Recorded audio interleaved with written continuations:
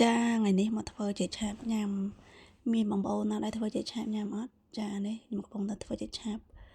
ចាទិញចេកគេ6ស្និតមកយកមកឆាបញ៉ាំអញ្ចឹងណាចាតែ6ស្និតហ្នឹងខ្ញុំធ្វើអត់អស់ទេខ្ញុំធ្វើអត់តែ5ស្និតទេចាឲ្យធូរថ្លៃទេបងប្អូនចេកនេះទិញគេ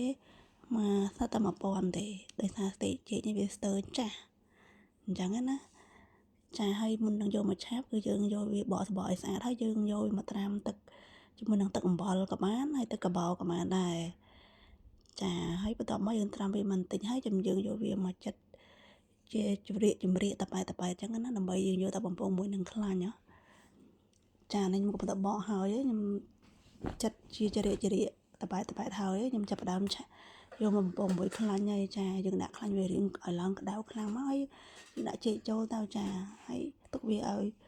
មុំតែមកស្រួយហើយយើងត្រង់ចេញមកហើយយើងដាក់ទៀតទៅចាហើយយើងពេលយើងឲ្យឆាប់យើងបំពងអស់ហើយយើងយកវាក្លុកស្ករក៏បានដែរអ្នកខ្លះគេអត់ញ៉ាំក្លុកទេប៉ុន្តែខ្ញុំក្លុកពាក់កណ្ដាលអត់ពាក់កណ្ដាលចាប៉ុន្តែបានក្លុកស្ករហ្នឹងអត់បានថតទេបងប្អូនទេចានិយាយទៅរសជាតិវាស្រួយឆ្ងាញ់តែយើងអាចធ្វើចេកមកប្រភេទទៀតក៏បានដែរស្រុកខ្ញុំគេហៅថាចេកច្បកក្រាស់ប៉ុន្តែខ្ញុំមិនដឹងថាអ្នកខាងបងប្អូនហៅអីគេទេចេកហ្នឹងក៏បានដែរចាខ្ញុំបំពងហើយចាអរគុណ